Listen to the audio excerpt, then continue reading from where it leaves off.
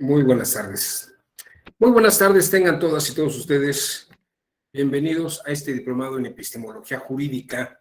Mi nombre es Juan Abelardo Hernández Franco y el día de hoy y el día de mañana hablaremos sobre constructivismo y sistemas complejos.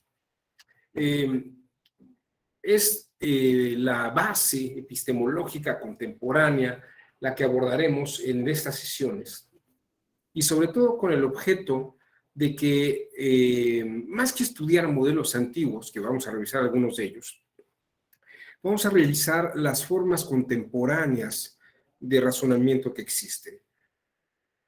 Vamos a vislumbrar los grandes avances en materia de constructivismo, que es la forma de epistemología contemporánea, o las formas de teoría del conocimiento contemporánea, y vamos también a ver, dentro de este mismo campo, qué modificaciones se han presentado en los últimos 20 años, desde que se terminó el desarrollo básico del modelo constructivista, para entender qué es lo que está ocurriendo en estos días, en lo que hoy llamamos, por ejemplo, el pensamiento complejo.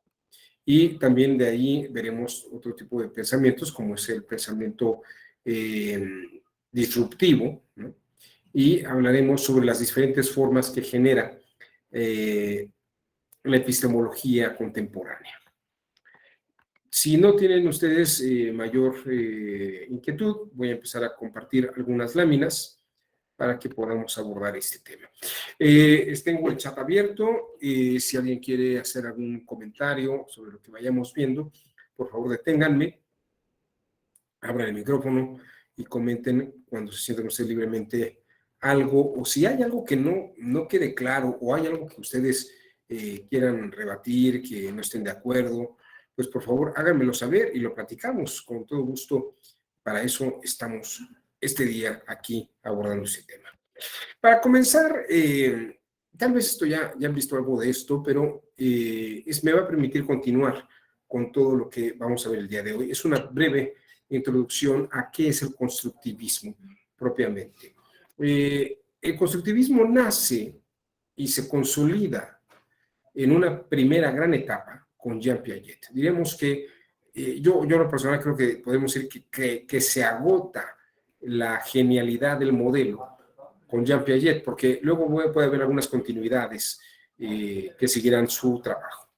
Jean Piaget era un biólogo que detectó que algunos moluscos, por ejemplo, de pequeño tamaño, muy pequeño tamaño, un poco evolucionados, hacían algunos tipos de conchas marinas como las que ustedes ven aquí en estas imágenes, arriba a la izquierda. Y como verán, son imágenes de conchas muy sencillas, lisas. Luego vio que algunos otros moluscos mucho mayores, un poco más evolucionados, hacían conchas marinas como las que ven ustedes aquí en el nivel medio de la izquierda.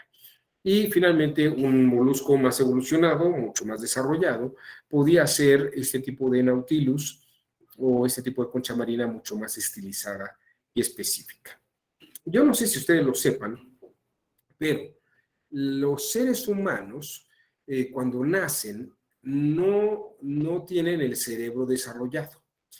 Los seres humanos tienen el corazón, los pulmones, sistema sanguíneo, el aparato circulatorio, todo terminado, pero el cerebro no lo han terminado de desarrollar.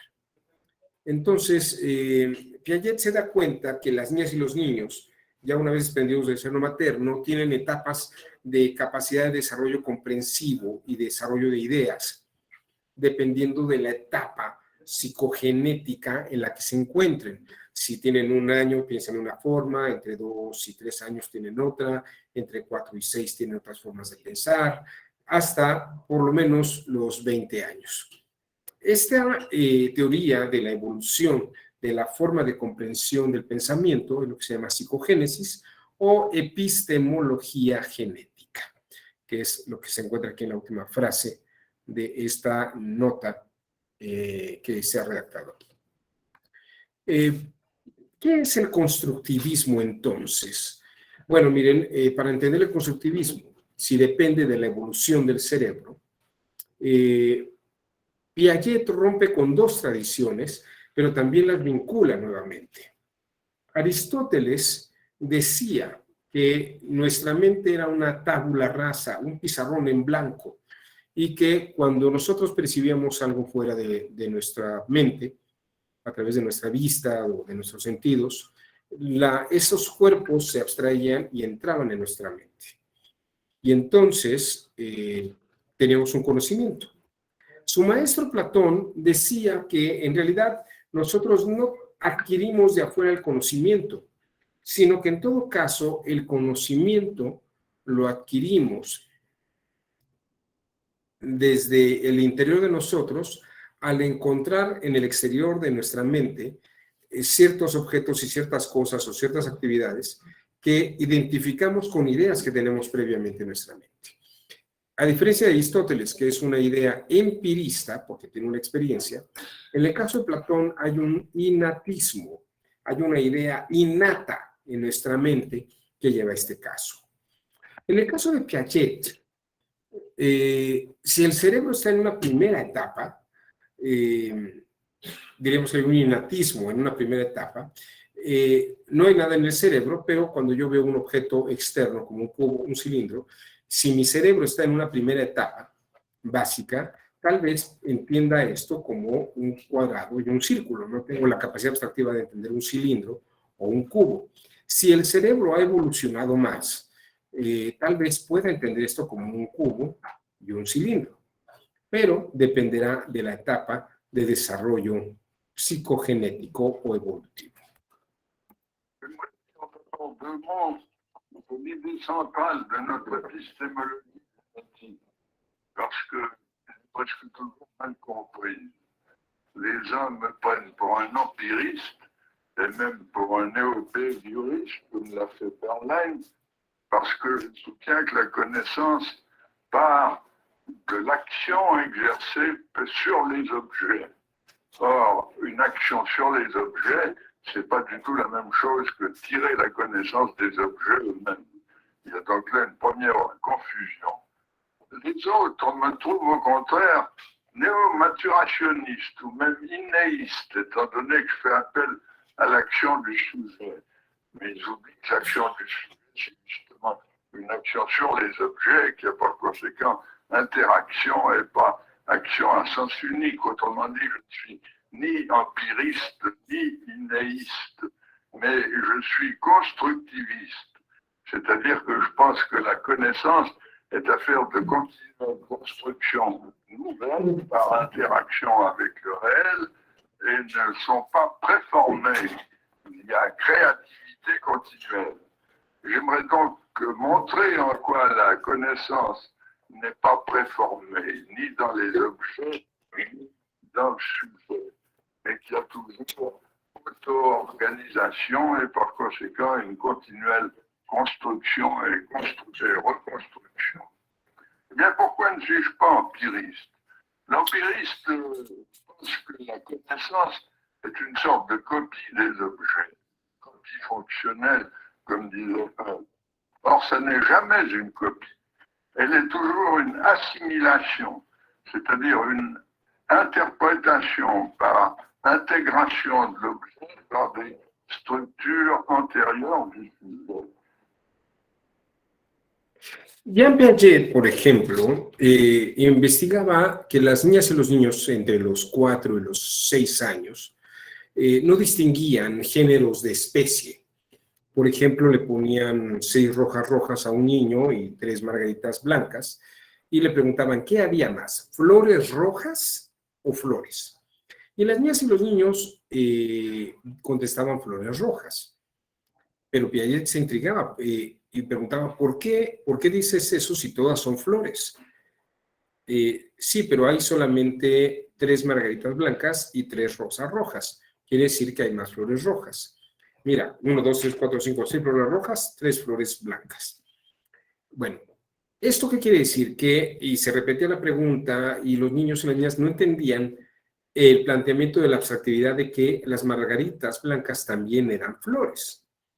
Por lo tanto, Piaget va descubriendo, después de este experimento con varias niñas y niños, en los laboratorios Binet, en Francia, que es un centro de estudios de psicología infantil, él detecta que las niñas y los niños no hacen este tipo de abstracciones y abstractividades. Por ejemplo, les ponían dos masas de masilla y les preguntaban dónde había más masa. Una niña de la izquierda, entre los 4 y los 6 años, pues decía que tenía la misma masa porque los veía igual. Y el niño, por ejemplo, que tenía entre 8 y 11 años, también decía que los veía igual, que el muchacho que está a la derecha. Pero si aplastábamos una flautita, una masa y la hacíamos flautita, la niña entre los 4 y los 6 años, cuando le volvieron a preguntar dónde hay más masa ahora, decía en la salchicha porque es más larga. Y en cambio, el niño entre los 7, la niña o el niño entre los 7 y los 11 años decía, sigue habiendo la misma cantidad de masa, no ha cambiado, lo único que hizo fue cambiarla de forma. Esta idea lo que nos muestra es que las niñas y los niños tienen cierto tipo de abstractividad dependiendo de la etapa en la que el cerebro ha evolucionado. Esto es lo que se llama psicogénesis o epistemología genética y es la base del constructivismo. El constructivismo, a final de cuentas, es no qué percibimos ni qué estamos pensando, sino qué pensamos con lo que estamos percibiendo.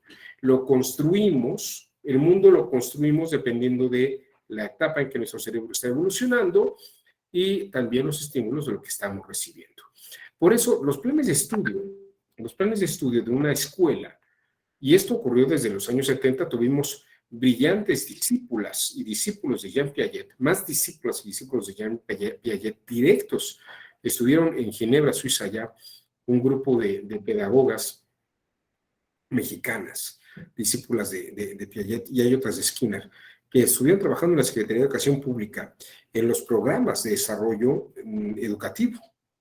Eso fue en la época de López Portillo. Ya en la época de Miguel de la Madrid y de otros presidentes, me parece que ya no continuó el proyecto educativo como se estaba llevando en ese momento. Ya hubo algunas otras posturas y modelos didácticos que se quisieron implementar con algún otro tipo de razonamientos.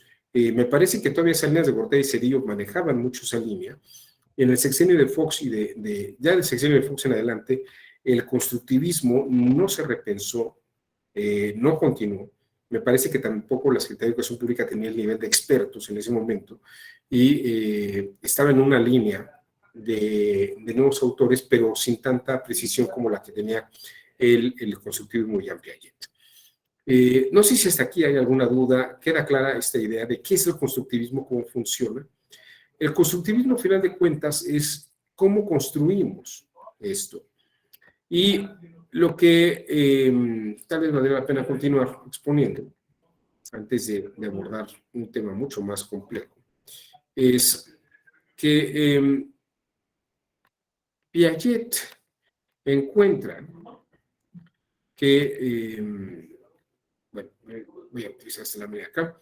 En 1966 hubo una reunión en Moscú, en 66, hace 55 años casi. Esta reunión fue muy importante. Aquí tienen a Jean Piaget, a René Sassot, del que hablaremos en un minuto, y aquí está Lev Vygotsky, Alexander Luria, y otro señor que se llama Leontiev. Alexander Luria, en 1930, hizo unas investigaciones muy interesantes en una región que se llama Uzbekistán. Y en esa región lo que descubren es que la gente que no sabe leer y escribir, aunque son adultos, no tienen razonamientos abstractivos. Por ejemplo, una mujer adulta que tiene el cerebro ya desarrollado, ve que no habla de figuras geométricas como triángulos, círculos, cuadrados, cubos, sino que dice, pues esto es un plato, esto es una puerta, esto es un cesto. Y cuando les ponían dos figuras de ángulos rectos, como el cubo o el rectángulo, le preguntaban, bueno, ¿y estas figuras pueden ir juntas? Y dice, no, porque esto es una taza y esto es una puerta.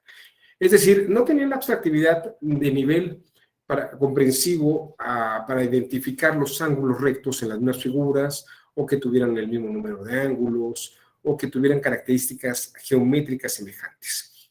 ¿Qué quiere decir que no tienen este tipo de actividades abstractivas? A los adolescentes, muchos de los jóvenes, no podían hacer silogismos. Les preguntaban y les formulaban silogismos básicos como este, ¿no? En el norte, donde hay nieve, todos los osos son blancos. Premisa mayor. Premisa menor, la isla de Terranova está en el norte, en donde siempre hay nieve. ¿De qué color son los osos allí?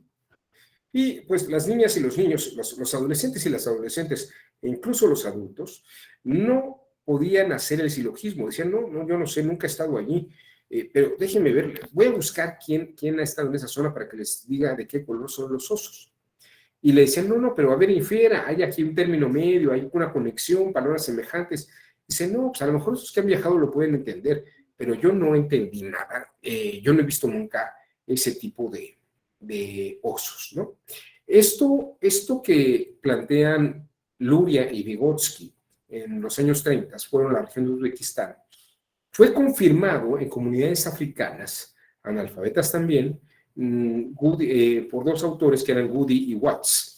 Ellos también detectaron que esto ocurre con sociedades analfabetas. Las sociedades analfabetas no tienen estas capacidades abstractivas. Y en México también lo comprobó el psicólogo y filósofo Eric Fromm.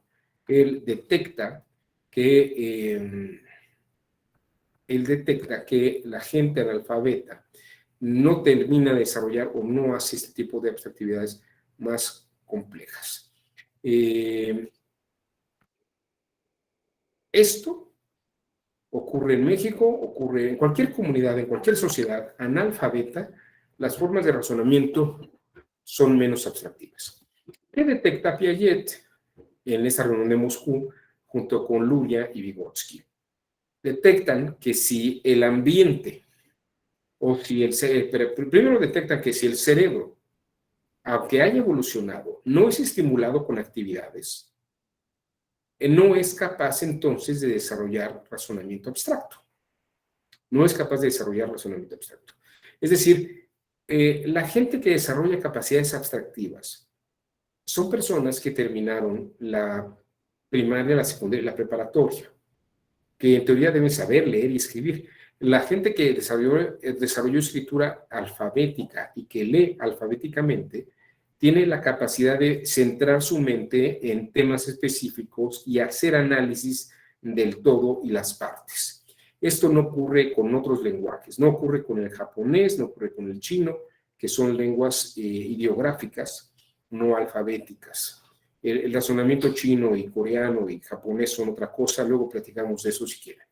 Pero el tema esencial es que una persona con razonamiento alfabético desarrolla abstractividad si ejercita la mente. O sea, no basta con que el cerebro haya evolucionado, tiene que ser estimulado. Entonces, para esto sirven las clases de geometría, de matemáticas, de cálculo, todo lo que vemos en secundaria, física, química, biología y en preparatoria. Todo esto ejercita la actividad mental. Y obviamente cuando hablamos de estudios superiores, son estudios que requieren una capacidad abstractiva mayor, ¿no? Tal vez para los que están estudiando Derecho, pues podría ser muy interesante entender cuál es la diferencia entre caducidad y prescripción, por decir algo, ¿no? Solamente alguien que tiene un poquito más de capacidad abstractiva puede entender la distinción entre uno y otro, que son cosas muy sutiles, ¿no? O que es un usufructo, que es una idea de sucesión. O sea, todas estas instituciones jurídicas son formas de razonamiento abstractivo que requieren de esta agilidad, de capacidad de desarrollo mental más abstractivo. Entonces, como verán, esto es lo que descubren en el 66 Luria y Piaget, que trabajan juntos en este congreso y que van descubriendo estos elementos. Si esto les parece que queda claro hasta aquí. No sé si alguien tenga alguna duda o pregunta hasta este punto, ¿no?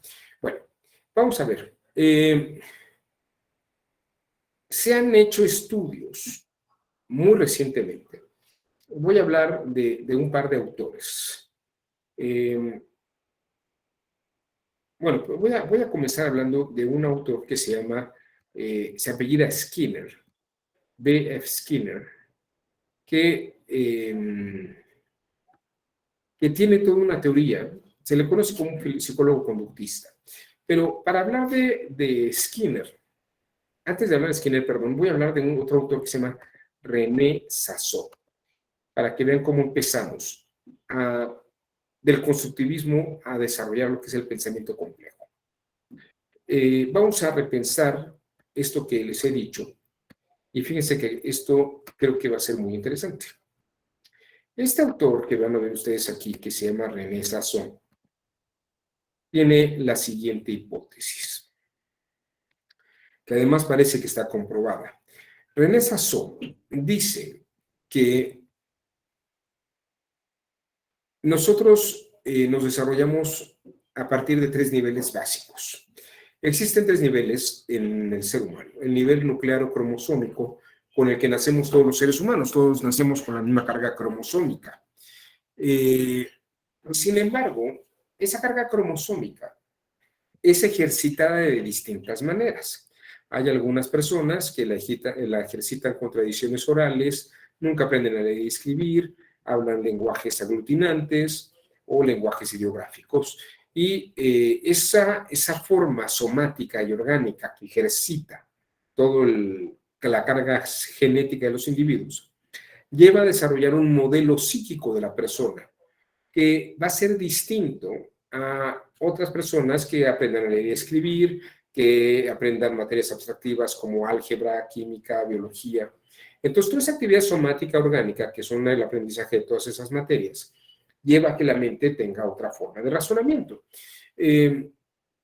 Como verán ustedes, aquí René Sassot sintetiza, por una parte, lo que dice Jean Piaget, que el cerebro evoluciona, Lev Vygotsky, con estos estímulos sociales, o con esta falta de estímulos sociales, diría que son las actividades somáticas, no leer, no escribir, pero tener una tradición oral y que funciona con ese entorno de grupo, genera que la gente piense de una manera, que no sepa hacer silogismos, o otros que sí sepan hacer silogismos, y los desarrollos psíquicos, la capacidad de desarrollo mental y las formas de pensar, que no son iguales en todos, dependen de las actividades somáticas, las formas educativas que se tuvieron a partir de estas bases nucleares. B.F. Skinner escribió en 1938 un libro que se llama El comportamiento de los organismos, un análisis experimental. Skinner es muy famoso por mostrar cómo podía ser que una paloma pudiera hacer una cosa a cambio de una recompensa. Lograba hacer que un chimpancé, apretando cierto número de botones o ciertas cosas, recibiendo una banana, quedara condicionado para hacer ese mismo movimiento cada vez que quisiera algo.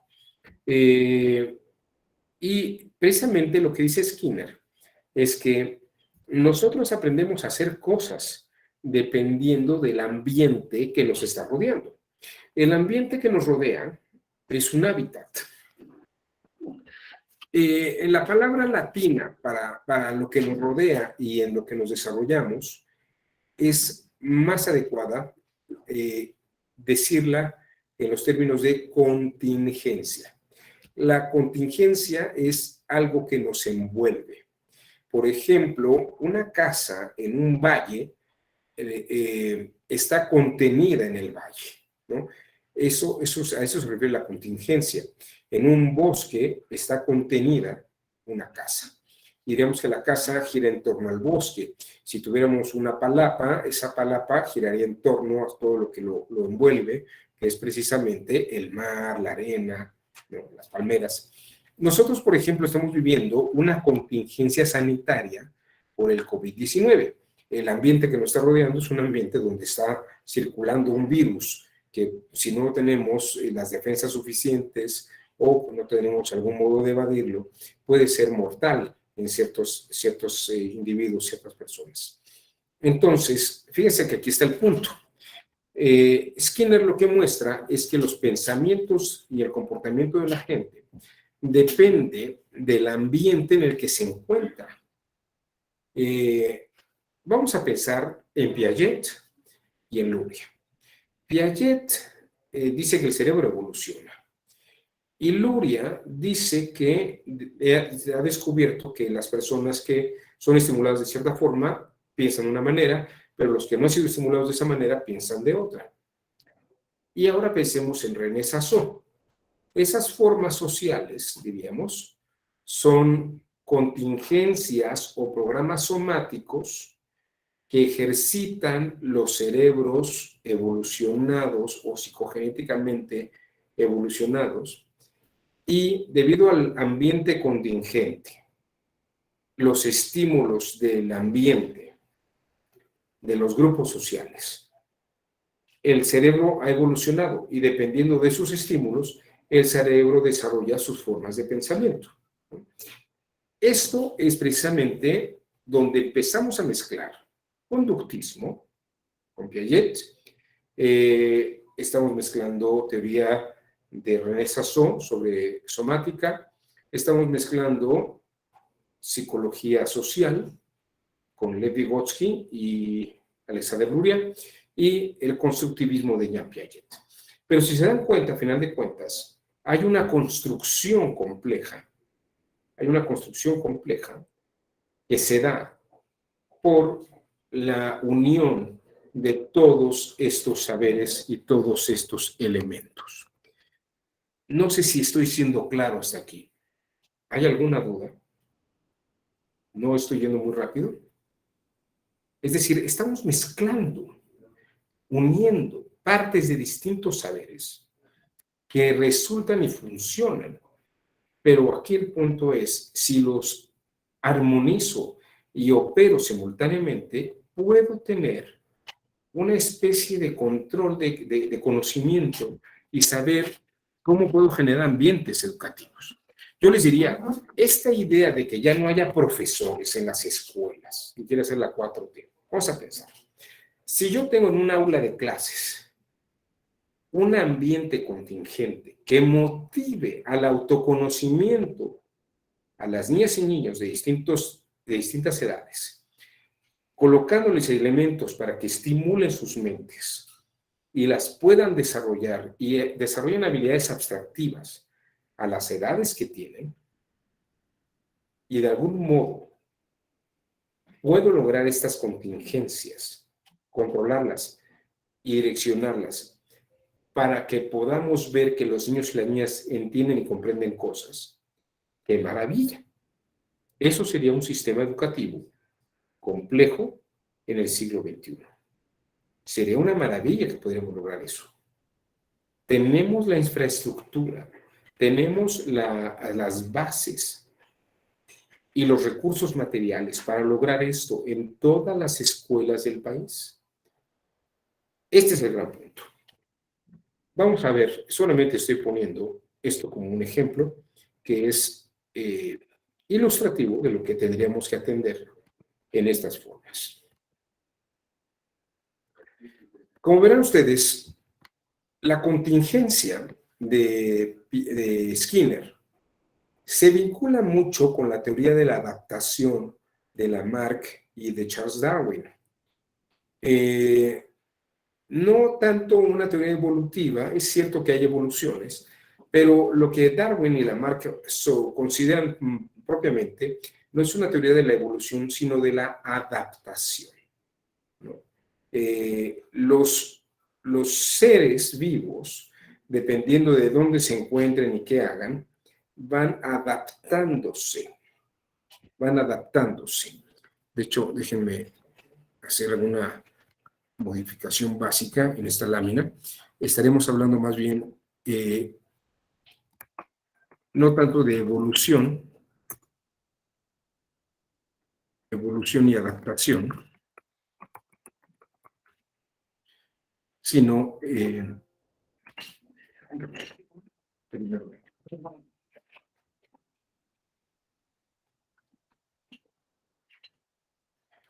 me estaba marcando que me estaba quedando sin batería. Ahí está.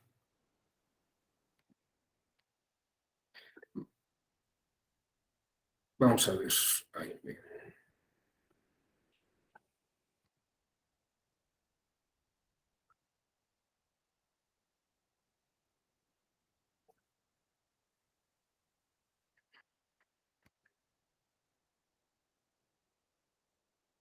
Ya está viendo, ¿verdad? Bueno, gracias. Sí, por eso me detuve, porque vi que estaba apagando la... Ya conecté. Bueno, les decía, hay una diferencia entre evolucionar y adaptarse. En el caso de Charles Darwin, puede haber una evolución, pero más que evolución estaríamos hablando de una teoría de la adaptación, en la que coincide con Lamarck. ¿En qué consiste esta teoría de la adaptación? El planteamiento es el siguiente. Por ejemplo, lo que descubre Charles Darwin en las Islas Galápagos, actualmente frente al Ecuador, frente al país Ecuador, es que veía la misma especie de ave, pero notaba que los picos eran distintos. Y lo que él encuentra es que la misma ave, bueno, las aves de la misma especie en el archipiélago Galápagos viajaban a distintas islas, habían viajado a distintas islas en algún momento.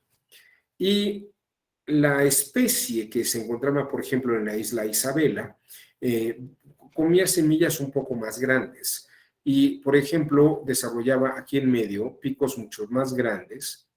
Este pico de la izquierda es mucho más grande que el pico que se encuentra al extremo derecho o el inferior izquierdo.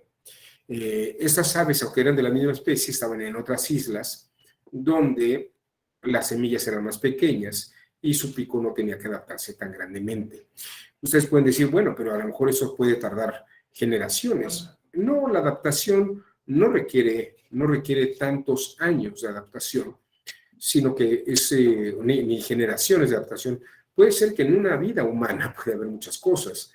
Piensen ustedes que nuestro cuerpo se ha modificado porque nos hemos adaptado a ciertas cosas, ¿no? Por ejemplo, piensen ustedes que la gente que juega tenis, ¿no? Que está golpeando todo el día con su mano, tiene mucho más fuerte el brazo derecho que el brazo izquierdo, si son diestros, ¿no?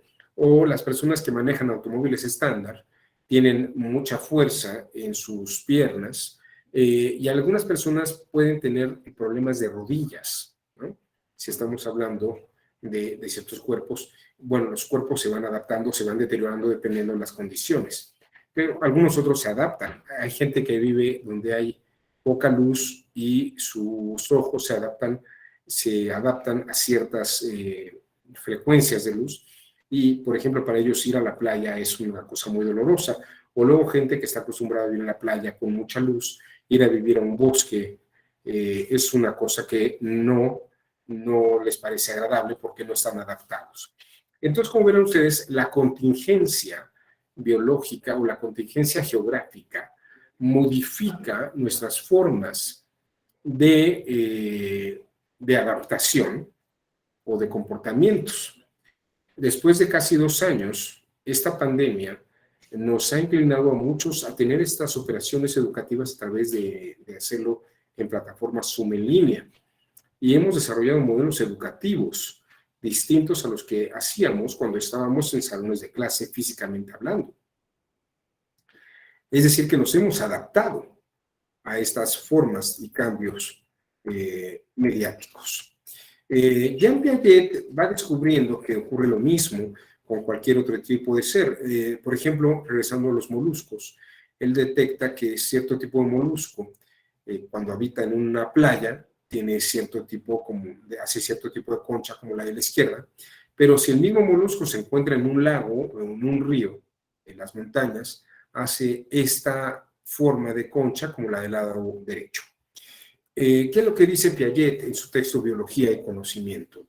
Dice, en la perspectiva interaccionista, o sea, que interactúa con el medio ambiente, que habla de la teoría constructivista, ahora habla de los ambientes contingentes y cómo vamos evolucionando nuestras formas y perfilando nuestras mentes en la razón de que van adaptándose en contingencias distintas. Y diría René Sassot, en el ambiente social en el que se mueve, lo estimula nuestro cerebro de una u otra manera. Entonces, en la perspectiva interaccionista, el individuo no es un elemento o una fuente independiente, es una resultante de interacciones múltiples que depende de las poblaciones enteras, más o menos limitada en relación al conjunto, aunque de todas maneras de naturaleza esencialmente colectiva e interactiva. Para entender cómo piensa alguien, hay que entender la complejidad en la que está inmerso y en la que su cerebro ha evolucionado psicogenéticamente y ha sido estimulado psicogenéticamente. De esa forma podemos entender perfiles cognitivos y epistemológicos. Y no es que la gente no entienda algunas ideas que tenemos nosotros o que nosotros no entendamos algunas ideas de algunas personas porque seamos más o menos inteligentes. Lo que pasa es que los ambientes contingentes a lo mejor han estimulado nuestras formas de razonamiento de una forma distinta a como lo piensan algunas otras personas.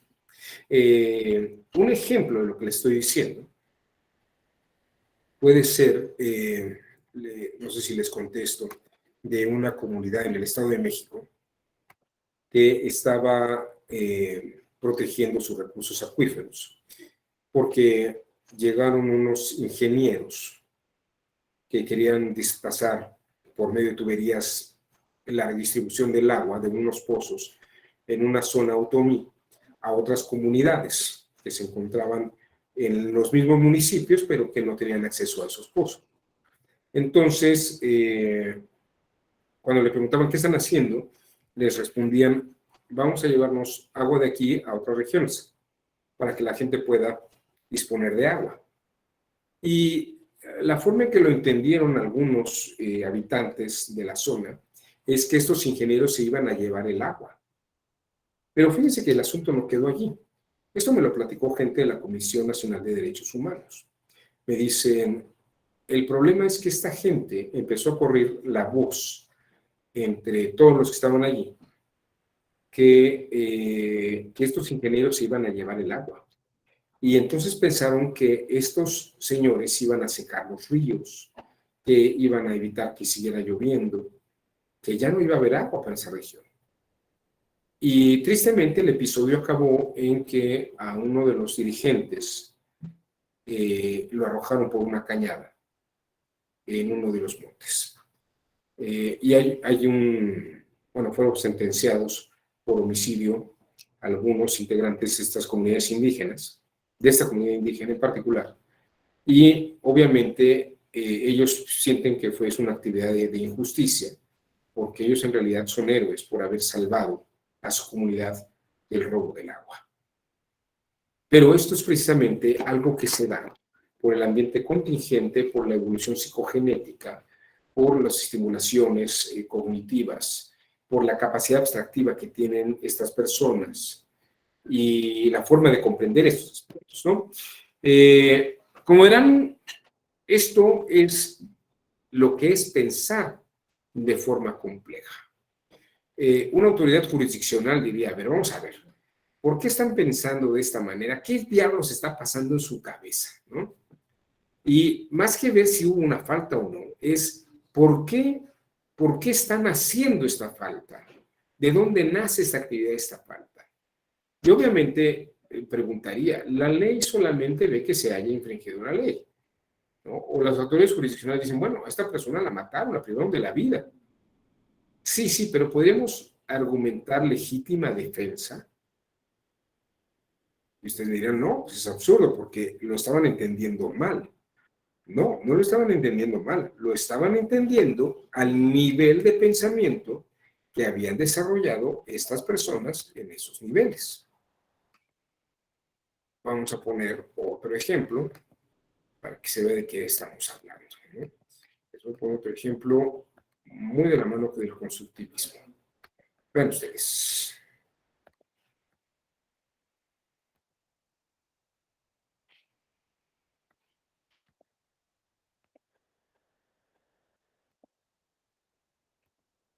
Aquí tenemos un examen que dice, escribe con cifra los siguientes números. Ponen 10 y con cifras ponen 11. 98, ponen 99, 81, 82, 66, 67. ¿El examen está equivocado? ¿El examen está mal? ¿O hubo un error de calificación? ¿Qué piensan ustedes?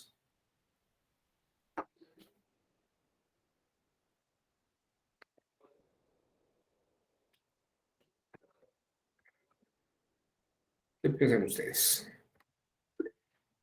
Adelante, Marisol, te escuchamos. Sí, hola, buenas tardes.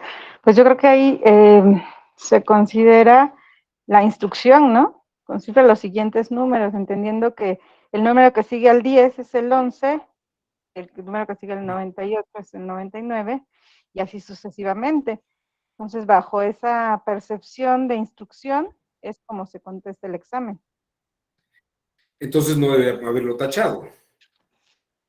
Exactamente, más bien ahí es la concepción y percepción de quien respondió el examen y el criterio de quien hizo ese examen y lo que esperaba de respuesta.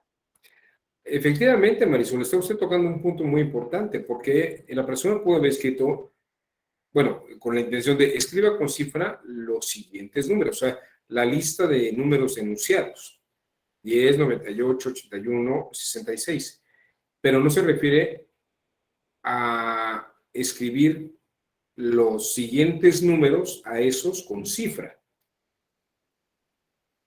Esta es una forma, fíjese, si fuéramos a hablar de menos abstractividad es un trabajo más complejo, porque escribir con cifra, o que voy a escribir con cifra, que los siguientes números, si tengo 10, entonces el siguiente número es 11, y ese lo escribo con cifra, ¿no? O también, si la abstractividad es mayor, ¿no? Pues los siguientes números son el 10, el 98, el 81 y el 66. Y lo que tengo que hacer es representarlos con cifra cada uno de ellos. Pero eso sería una actividad con más abstractividad. O sea, una persona que es más abstracta si hubiera escrito 10 con cifra, 98 con cifra, en vez de 11 y 99. Alguien con menos capacidad abstractiva haría esa operación. Entonces, lo que quiero que vean ustedes es que la gente piensa como piensa, no porque tenga alguna deficiencia, ¿no? Puede ser que también hace falta ácido fólico, omega 3, puede ser que haga falta, pero también puede ser que si no hay omega 3, si no hay ácido fólico, pues también lo que pudo haber ocurrido es que estas personas, aunque tienen un cerebro evolucionado, no son capaces de desarrollar un razonamiento altamente abstractivo. Les puse en este grupo a esta muchacha que estaba viendo la pizza y estaba viendo si la recortaban en 8 o en 12 pedazos. No, ¿verdad? Pero se les voy a enseñar. Esta es una mujer adulta, una adolescente adulta, o es una joven en su primera adultez. Es muy ilustrativo. Vamos a verlo. Vean ustedes.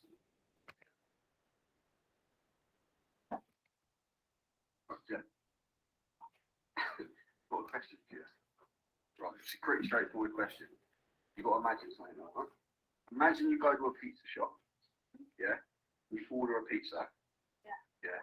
The waiter asks you if you'd like your large pizza that you've ordered into 8 or 12 slices. What do you choose and why?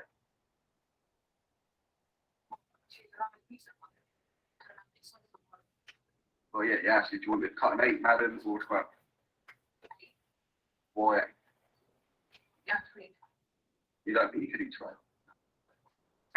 You don't think you could eat 12. So what pizza would you have, by the way? So you'd have a Hawaiian large pizza cut into 8 slices rather than 12. Because you could only eat 8 slices. Why not? Let me get this straight, yeah?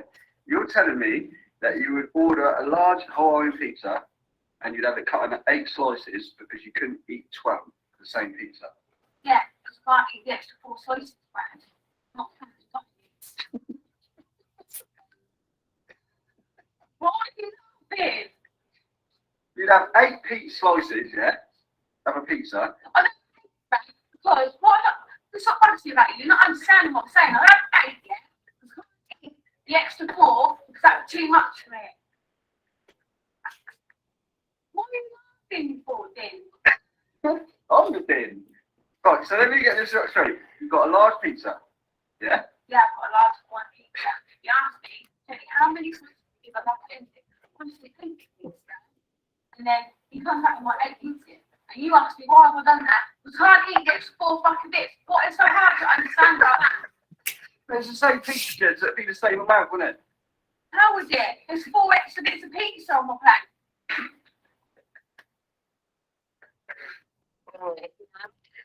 But, right, so would these 8 slices be the same size as the 12 slices?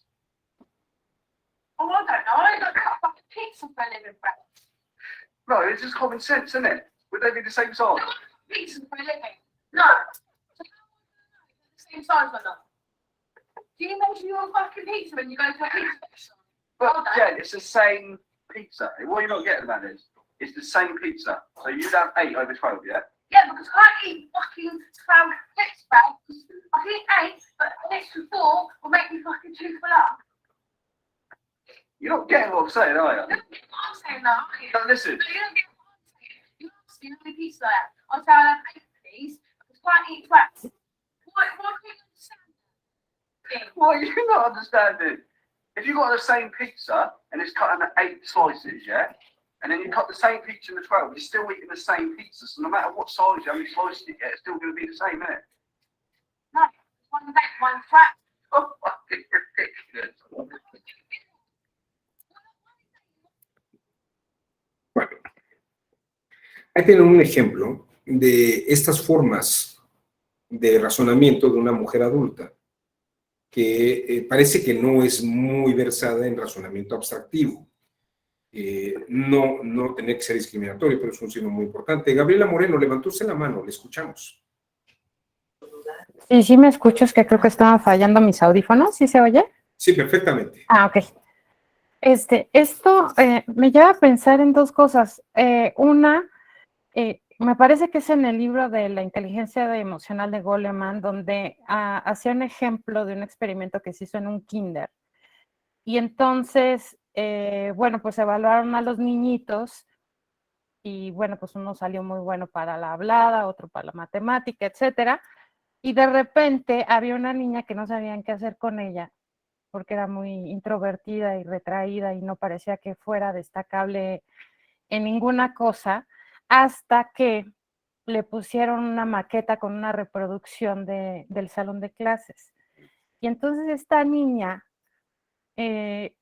acomodó a todos los compañeros en su lugar favorito, pero no solo eso, aparte los agrupó con quien eran amigos, ¿no? Los que se llevaban mejor, o sea, era una gran observadora, o sea, esa era su gran cualidad. Entonces, sí, esto de lo que hablamos es un espectro complejo en el sentido de que pienso que hay diferentes vertientes en los que este tipo de inteligencias pueden manifestarse, ¿no?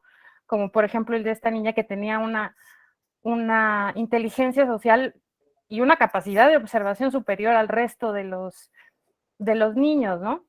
Y esto también me lleva a la segunda reflexión, que es que en alguna ocasión, muy chamaca, me mandaron a hacer estas pruebas de orientación vocacional y pues platicando con la psicóloga, porque al final hicimos de todo menos hacer las pruebas estas para lo que era buena yo y eso, ¿no? O sea, terminamos platicando de muchas cosas. Y ella me decía, porque yo le preguntaba, bueno, pero es que estas formas de medir la inteligencia, etcétera, pues me parece muy cuadrado, porque pues el IQ y que no sé cuánto. Y ella me decía, mira, te lo voy a explicar de la siguiente forma, y creo que esto va vinculado con el constructivismo. Me dice, haz de cuenta que tú, de acuerdo a las pruebas de inteligencia, naciste con un contenedor de 1 litro. Y el del vecino, el de al lado, nació con un contenedor de medio litro. Así nacieron. Aquí la cuestión de la vida es que si tú, en lo que vas creciendo y te conviertes en adulto, etcétera, vas estimulando tu cerebro, adquiriendo nuevos conocimientos, etcétera, tú vas a llenar, bueno, no, más bien el vecino. Entonces el vecino que tiene medio litro va a llenar su tanque a, no sé, 400 mililitros. Y tú que naciste con el de litro, si pues te entregas al ocio, ¿no? A la contemplación sin propósito, qué sé yo, ¿no? O sea, ves la vida pasar y te confías. Al final, en el mismo periodo de tiempo vas a llenar tu contenedor en 150 mililitros. Entonces, mucho depende de lo que va uno haciendo alrededor de, pues, de este camino de la vida y cómo se va estimulando. No sé si por ahí podríamos vincular un poco la cuestión constructivista de Piaget. Totalmente, Gabriela. En la medida que las niñas y los niños tienen nuevas experiencias y van conociendo más cosas, desarrollan habilidades cognitivas mayores. Porque dice Edgar Morin, creo Morin, dice el pensamiento es como un bucle, es como una trenza. Y si usted sabe algo y aprende algo en un día, eso se va volviendo el bucle y se va volviendo cada vez más complejo su pensamiento. De hecho, el padre del pensamiento complejo es Edgar Morin, o Morin, si lo quiere usted. Y precisamente es porque las experiencias nuevas o los conocimientos nuevos amplían nuestras formas mentales. Si consideramos eso, pues le diría que las niñas y los niños más traviesos, los que no están quietos, sino los que están haciendo más cosas, desarrollan una mente mucho más brutal que otros que están más pasivos, ¿no? Hay de todo un poco. Pero si usted está entre si se queda en la casa o se va a Xochimilco a pasear o se va a conocer las grutas de Cacahuamilpa o alguna cosa que no conozca, esto es interesante porque día que usted aprende algo es día que su mente se desarrolla, ¿no? Un día que usted toma una clase en algún diplomado o algún curso que esté en la Escuela Judicial Electoral, es un avance. Cualquier cosa que usted aprenda en un día o que la lleve a replantear cosas que usted ya conocía, dice Edgar Morin, que modifican el bucle y hacen que nuestro pensamiento se tenga otros alcances y otras formas de pensamiento. Entonces, en ese sentido, es muy importante estar aprendiendo y estar aprendiendo cosas.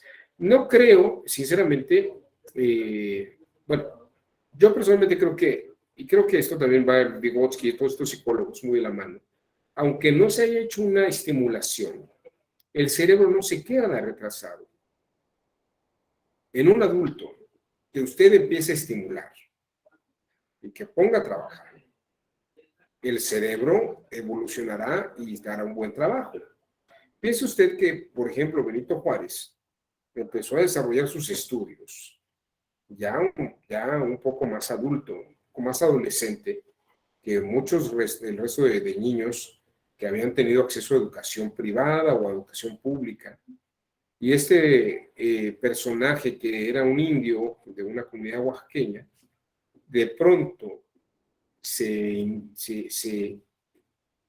sumerge en contingencias, en ambientes contingentes de ciencias, tecnologías.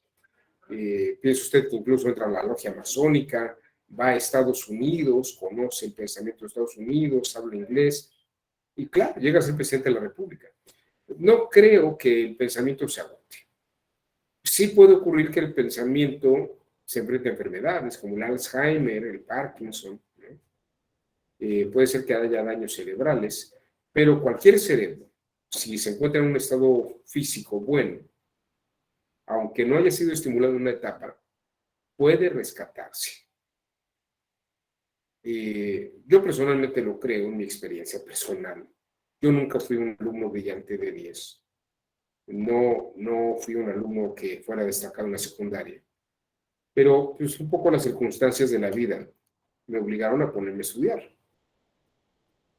No digo que sea una lumbrera, pero sí creo que yo mismo revisando qué había hecho antes en mi vida y qué he hecho ahora, creo que he desarrollado capacidades abstractivas distintas, ¿sí? Y no desprecio lo que yo había pensado antes, simplemente entiendo por qué pensaba yo de alguna forma, qué era lo que me interesaba, qué hacía. Y creo que sería muy interesante qué es lo que nosotros mismos vemos de nosotros en diferentes etapas, ¿no? Es que en aquel entonces pensaba yo de esta manera, tenía yo estos objetivos, estas ilusiones. Y ahora que está usted en esta otra edad, que se sigue viendo usted muy joven, yo creo que no pasó mucho tiempo, pero ya se pone otros objetivos, ¿no? A final de cuentas, uno cambia en la medida que conoce y puede replantearse cosas. Por eso es muy importante estar en un ejercicio permanente de conocimiento y de adquisición de conocimiento. Muchas gracias por su comentario, Gabriela. No sé si alguien más quiere comentar algo antes de que sigamos. ¿No? Usted, Juan Pablo Barján, perdón. No, Barjón. ¿No? Bueno. No sé si queda claro un poco lo que estamos platicando ahora. Si me permiten ustedes, voy a complementar todo lo que hemos estado platicando ahora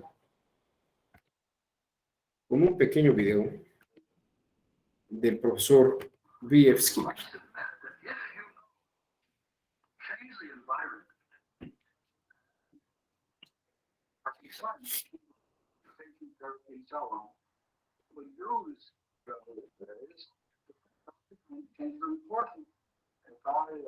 I went together chimpanzee, for example, to pull a plunger of a bending spoon.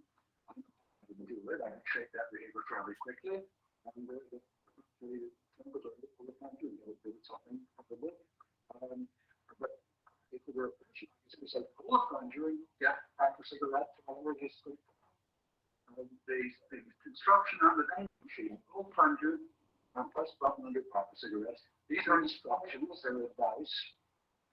It saves you the trouble of fumbling around a lot of the equipment in the whole environment to find you find something that produces a pack of cigarettes. Part of the very extraordinarily valuable. Does not mean that there's something wrong with the process of shaping behavior, because until you have a plan for the behavior and following instructions, nothing else is available. Many clients, it's about all you have. You can download an imitative repertoire.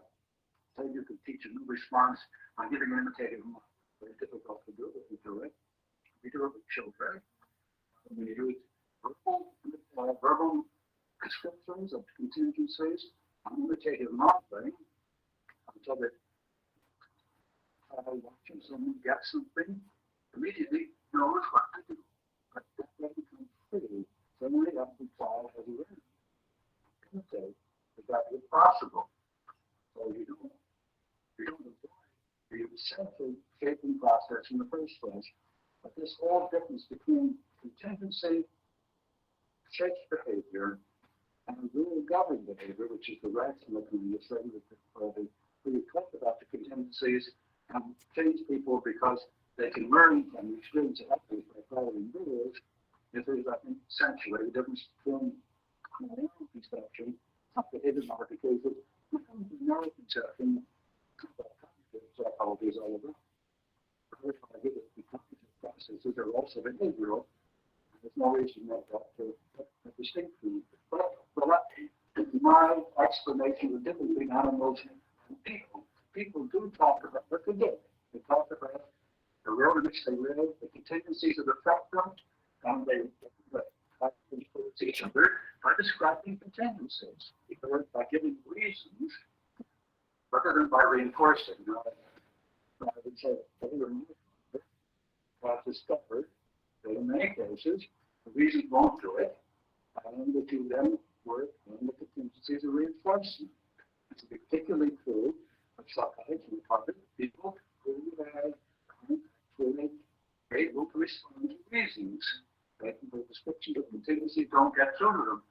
We don't with contingencies very often. That's how you have to have very conspicuous reinforcers, which is a token economy. That works. Because you get rid of the conspicuous reinforcers through you can. Bueno, aquí como dice Skinner, finalmente aprendemos de cosas de cierta manera, narrando de cierta manera, en el ambiente en el que nos encontramos. La sociología del conocimiento es una área que desarrolló Karl Mannheim, un escritor checo que luego se nacionalizó inglés. Y en su libro Ideología y Utopía escribe que cuando se están inculcando desde la infancia los mismos significados de las palabras y los mismos modos de inferir ideas para todos los miembros de un grupo, no pueden darse en ellas sociedades procesos divergentes de pensamiento. Si todo el mundo piensa de la misma manera algunas cosas, la gente solamente que pudiera cuestionar algunas cosas podría ponerlas en duda, pero podría ponerlas en duda si cuestiona por qué es eso. Pero si hay un paradigma y una convención paradigmática que las cosas son de una manera y no son de otra, en ese sentido toma mucha fuerza de lo que hablamos. Y en ese sentido, la creencia y la contingencia y la estimulación son todo esto que desarrolla junto con el constructivismo un sistema complejo de pensamiento. Una situación se constituye como tal cuando la definen del mismo modo todos los miembros de un grupo. Pertenecemos a un grupo no solo porque nacimos en él o porque confesamos formar parte de él, ni porque protestamos serle fieles y acatar sus mandamientos, sino principalmente porque vemos el mundo y ciertas cosas del mundo en la misma forma en que éste los ve. Cualquier concepto, cualquier significado concreto contiene la cristalización de las experiencias de cierto grupo. Con esto, Karl Mannheim lo que dice es, él no conocía a Piaget, ni conocía a Luria, ni conocía a estos autores, pero él llega a esta conclusión. Dependiendo del grupo en el que estás, desarrolla las formas de pensamiento. Y claro, si apuntalamos estos razonamientos de Mannheim junto con el constructivismo de Piaget y junto con la visión de Luria, la visión de René Sasso, vamos construyendo estas formas de pensamiento. De tal manera que podemos ir resolviendo que una sociedad piensa de una manera, o un grupo humano, una comunidad piensa de cierta manera, no solamente por la etapa psicogenética, no solamente por el ambiente cultural, no solamente por la estimulación de los saberes que tiene, no solamente por los factores, sino que es toda una forma ecosistémica la que nos lleva a percibir la realidad de tal o cual manera. Una persona que habla árabe, que habla ruso, modifica, como diría René Sasso, sus elementos cromosómicos. Y si lee o escribe alfabéticamente, si no lee y escribe alfabéticamente, si tiene ideogramas, si no los tiene, si es de una tradición oral, si desarrolla un tipo de razonamiento de la física, de la química, de la biología, entiende las cosas de otra manera. Obviamente, su modelo psicológico es distinto.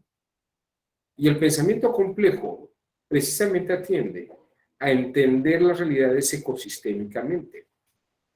En la medida, fíjense, porque aquí hay un doble conocimiento, es yo mismo construyo mi pensamiento de una manera compleja.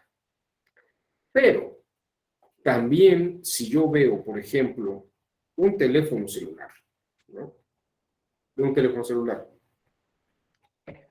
tengo que ver en qué comunidad está funcionando, en qué se está utilizando, qué cosas se están viendo, qué cosas se están, qué aplicaciones están usando, qué otras funciones tiene el teléfono, y a partir de eso puedo entender cómo el teléfono celular en esa comunidad tiene una operatividad distinta a otras formas. Había una película hace muchos años, de los años 70, que se llama Los dioses deben estar locos. Y había en esta película el evento en el que una persona que iba en una avioneta se acaba una botella de Coca-Cola, un casco pequeño de Coca-Cola, y lo tira por la avioneta. Y cae en una zona, me parece de los nativos Bushmen en África, que nunca habían visto una Coca-Cola. Y entonces vieron que los dioses les habían mandado algo que nunca habían visto y que no se daba en la naturaleza. Era un objeto para ellos de culto porque estaba fuera de ese contexto. Y acaban dándole una serie de funciones tan distintas a las que tenía la Coca-Cola en sí mismas. Erich Fromm,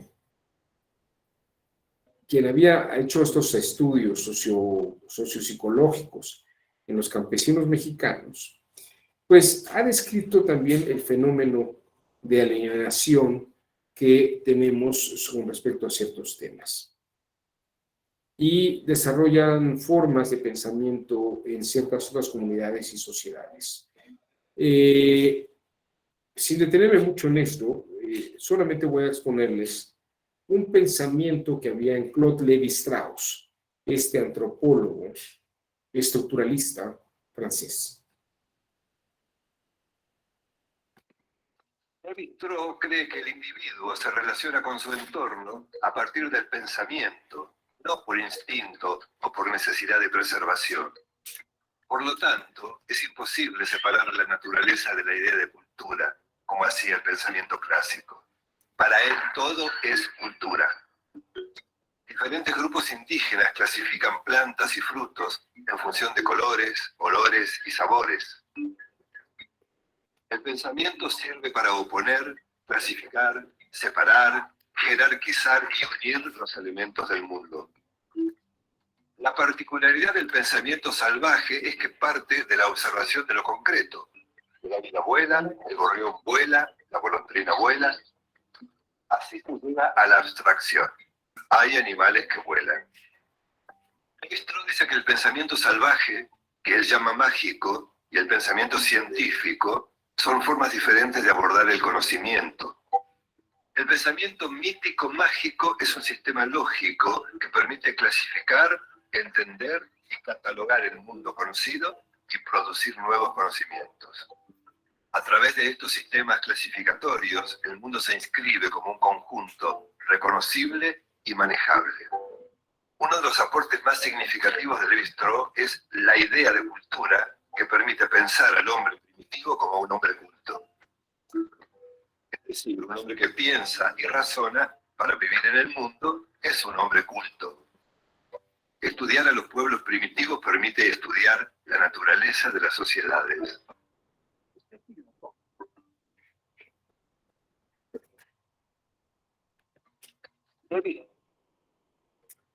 Lévi-Strauss, por ejemplo, cuenta, él estuvo en el Amazonas, en una zona donde están los nativos bororos. Los nativos bororos tenían sus dioses y él, al igual que unos misioneros salesianos de la Orden de La Salle, habían llegado a esa zona y vieron que la estructura de su religiosidad estaba en interacción y en organización con el mundo que tenían físicamente. Tenían una casa en un centro, una casa club central, una gran choza en el centro del pueblo, y las chozas de las familias alrededor. Y Claude Lévi-Strauss dice, claro, los salesianos, que tienen mucha experiencia de las conversiones a lo largo de varios siglos, de varios años de conversiones y evangelizaciones, por lo menos unos 400 años han tenido, 500 años, tomando la experiencia de los dominicos, de los franciscanos, saben que si modificamos el ambiente, podemos también modificar las formas de pensamiento. Y entonces deciden cambiar la aldea. En vez de tener una casa club al centro y las demás casas alrededor, van a hacer la villa de una forma recta, entre que haya casas de un lado y el otro sobre una misma calle, y al final de la calle una iglesia. Y esta forma urbana cambia el imaginario de cómo funciona el mundo y la divinidad en él.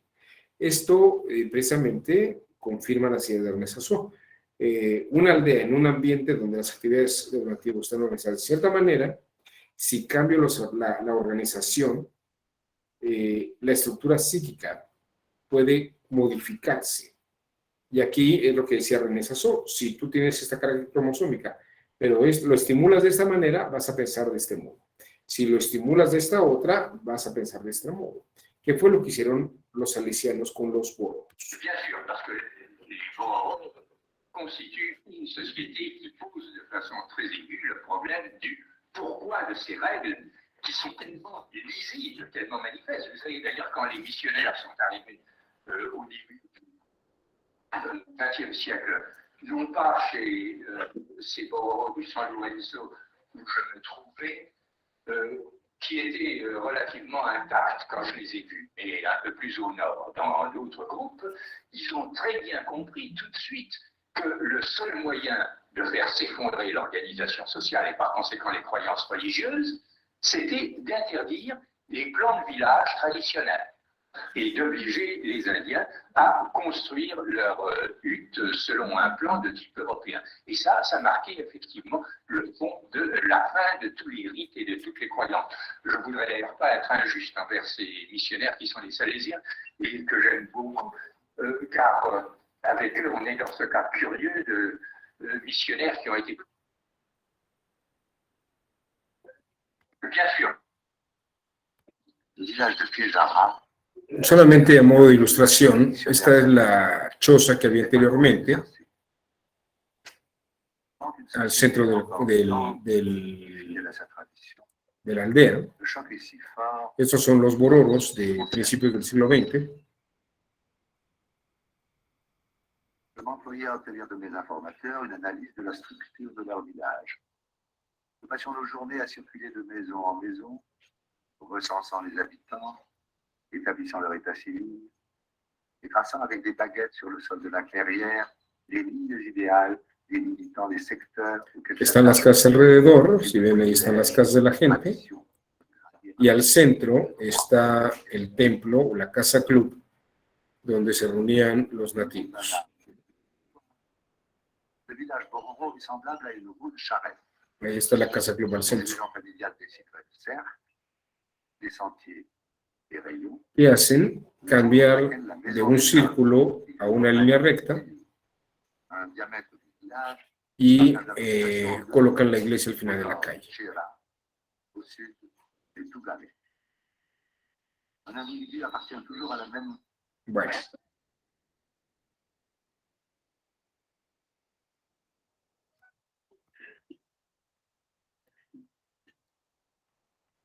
Estos son algunos de los elementos que constituyen el pensamiento complejo.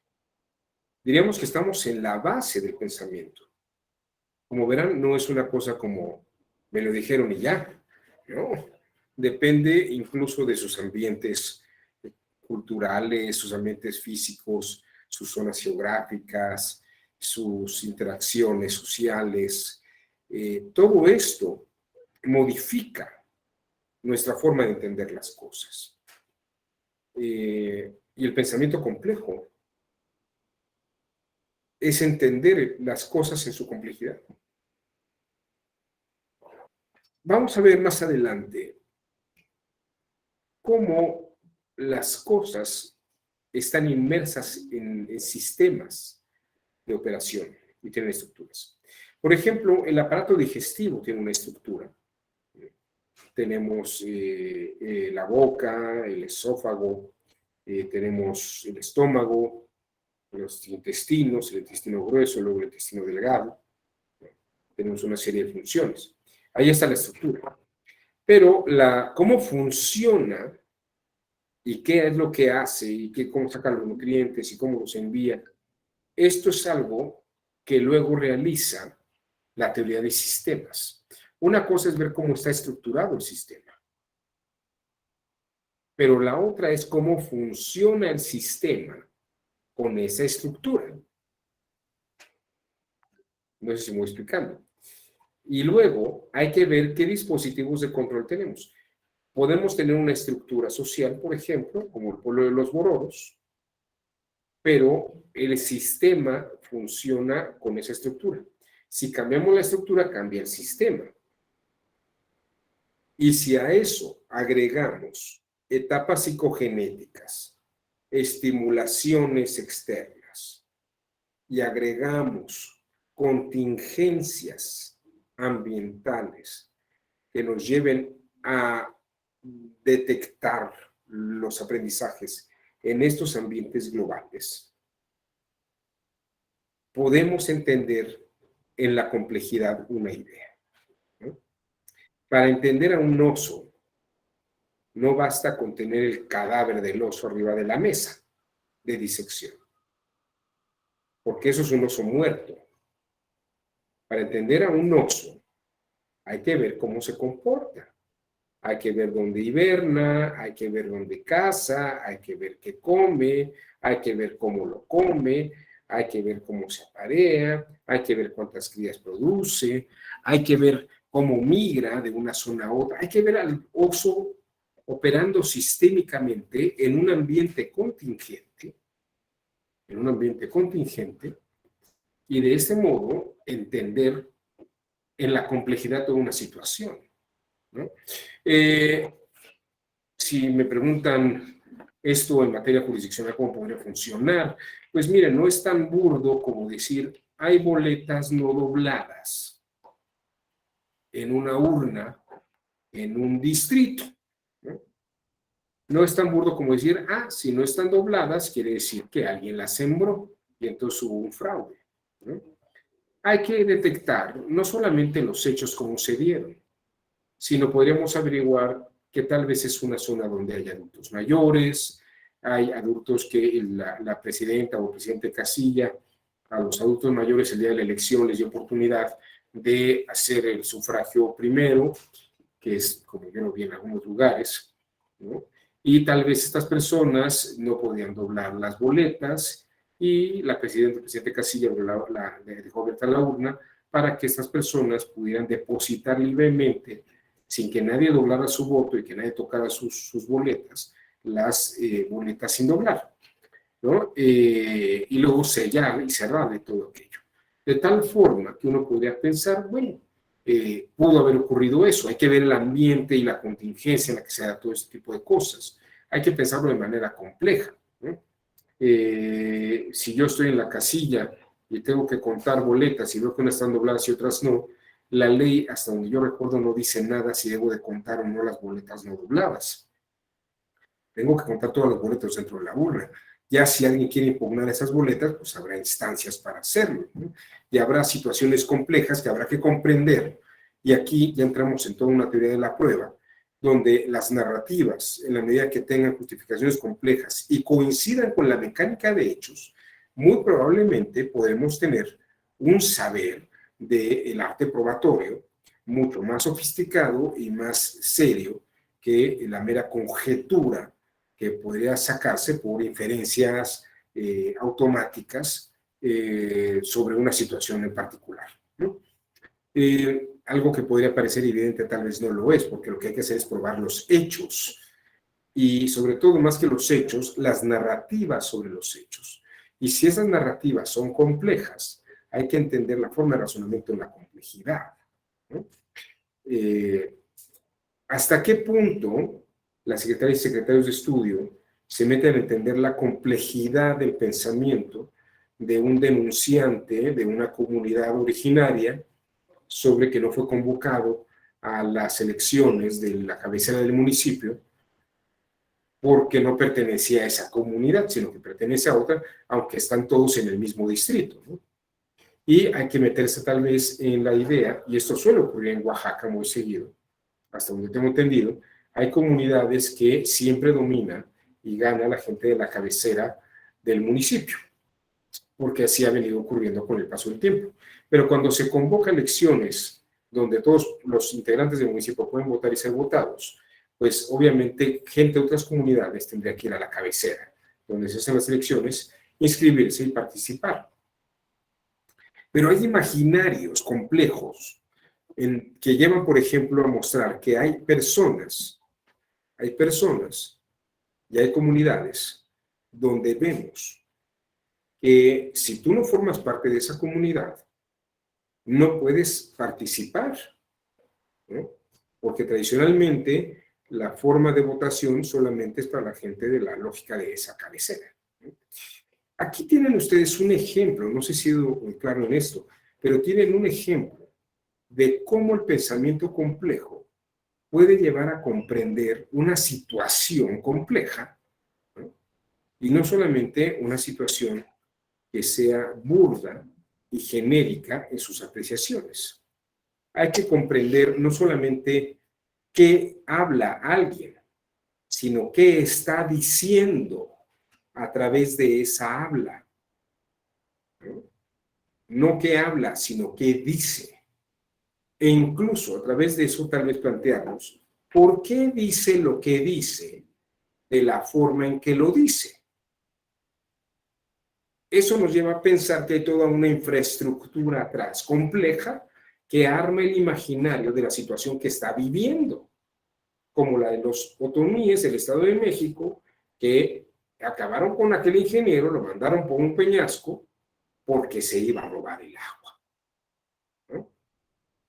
No sé si hasta aquí va quedando clara esta idea. El pensamiento complejo lo que muestra es que un razonamiento está inmerso y contenido en una serie de factores variables y que no todos podemos pensar igual. ¿Por qué? Porque, esto lo decía Jerome Brunner, hay tantas neuronas en nuestro cerebro como estrellas en nuestra galaxia. Sería imposible que alguien tuviera el mismo tipo de interconexiones neuronales que tiene otra persona. Somos más de 7,000 millones de habitantes en el mundo. Y la posibilidad de encontrar dos personas que tengan las mismas conexiones neuronales es prácticamente imposible, ¿no? No existen los aparatos ideológicos del Estado cerrados que manipulen la mente de la gente, porque no todos tuvieron a las mismas madres, ni tuvieron a los mismos padres, ni vivieron en las mismas calles, ni fueron a la misma escuela, ni tuvieron a las compañeras y compañeros de banca de las mismas personas. La complejidad precisamente muestra que los hábitats y las situaciones en las que vivimos cotidianamente son de diversa naturaleza. Hasta aquí mi comentario del día de hoy, mi exposición del día de hoy. ¿Alguien quiere hacer algún comentario hasta donde llevamos? No sé si todo se ha comprendido, parece que sí, porque nadie comenta nada. Ha quedado todo claro. Alguna vez alguien me dijo que veíamos muchos autores, yo la verdad creo que no. Y solamente mi función en todo caso es decirles que existen estos autores para que ustedes luego se quieran inquietar y buscarlos. Ya ni siquiera leerlos, tal vez buscarlos en YouTube, ¿no? Algún videito, algunas cosas así como la que les acabo de mostrar. Son muy interesantes, son autores muy importantes, han transformado nuestras formas de pensar y obviamente son gente muy brillante que ha marcado la historia de la humanidad. Bueno, preguntas o comentarios hasta aquí, ¿no? Tal vez un comentario, doctor. Adelante, Joel. Sí, pues al final de cuentas es como ver qué es el constructivismo, ¿no? Para irnos acercando a lo que es el constructivismo jurídico. Pues tal vez al principio no lo escuché bien, pero decía que no lo que percibimos, por decir inmediatamente por los sentidos. Y después dijo usted, ni lo que pensamos. Y últimamente estoy viendo que es, sino cómo pensamos lo que pensamos. Entonces, cómo pensamos, me refiero que son esas estructuras mentales que tenemos en base a nuestra carga genética, a los cambios adaptativos por nuestra cultura, por el medio ambiente, y finalmente cómo logramos percibir también esto en un sistema X, ¿no? Digamos, porque no me quiero meter en lo jurídico, sino cómo pensamos en un sistema, puede ser lo que dice un ecosistema, o sea, cómo se interrelacionan y finalmente cómo aprendemos eso que queremos aprender. No lo sé, ¿algo así? Sí, muy bien, Joel. De hecho, esta frase que tú dices, ¿cómo pensamos?, es el título de 2 libros de John Dewey. Es un pragmatista de principios del siglo XX en los Estados Unidos. Escribió un primer libro que se llama ¿Cómo pensamos? Y luego, cuando fue a dar unas conferencias a Harvard, y a la Escuela de Derecho de la Universidad de Harvard, le hicieron algunas preguntas y luego lo llevó a escribir otro ensayo que se llama ¿Cómo piensan los abogados? Y a partir de eso podrás ver una bibliografía interesante sobre pensamiento jurídico, razonamiento legal, no argumentación, razonamiento legal, epistemología jurídica, lógica jurídica. Por ejemplo, hubo un ministro de la Corte de los Estados Unidos que escribió un libro sobre cómo construyes el caso. Richard Posner escribió un libro sobre cómo piensan los jueces, ¿no? Es muy interesante porque tratan de mostrar cómo se conforman y se constituyen estos modelos epistémicos de conocimiento. Y sin duda alguna es fascinante eso. Hay un libro que escribí yo, es un pequeño libro, muy cortito, unas 80 páginas, muy cortas, muy pequeño. La verdad es que ya no tengo ningún ejemplar. El último lo regalé. Se llamó La mente jurídica. Y ahí hay una cantidad de bibliografía importante. Lo escribí durante una estancia en la Universidad de Yale y en la Universidad de Nueva York. Unos días estuve allí. Tuve la oportunidad de hablar con Jerome Brunner. Estuve en la biblioteca de Yale y estuve en Northwestern también en Chicago. Northwestern en Atlanta. Y estuve revisando bibliografía sobre razonamiento legal. Y al principio del libro hay un listado de todas las obras que en el siglo XX se escribieron sobre razonamiento legal o razonamiento jurídico, cómo pensamos los abogados. Y a partir de eso, cuando todavía se encontraba aquí en la dirección, bueno, en la unidad de investigación, el doctor Carlos Báez me comentó que el magistrado de la Mata quería una serie de diplomados innovadores. Entonces dije, podemos crear uno de epistemología jurídica, ¿no? Y sobre todo epistemología jurídica electoral, para explorar todos estos temas que nos llevan a entender cómo pensamos los que nos dedicamos al derecho. Pero sí, efectivamente de eso se trata, Jorge. Sí, pues precisamente se advierte de todo lo que me estaba diciendo usted, cómo pensamos, John Dewey, cómo piensan los abogados, cómo piensan los jueces. Pues está en el cómo, ¿no? O el Así es. reconocimiento. Cómo lo construimos y cómo lo desarrollamos. Gracias. No, usted. No sé si alguien más quiere comentar algo. Todavía tenemos unos minutos. ¿No? Hablen ahora, vayan para siempre. No, bueno. Nos vamos a ver el día de mañana. El día de mañana continuaremos, vamos a hablar de la cibernética como una ciencia de conocimiento complejo y vamos a hablar cómo el derecho está inmerso dentro de la cibernética como pensamiento complejo. Que tengan muy buena tarde y nos vemos el día de mañana.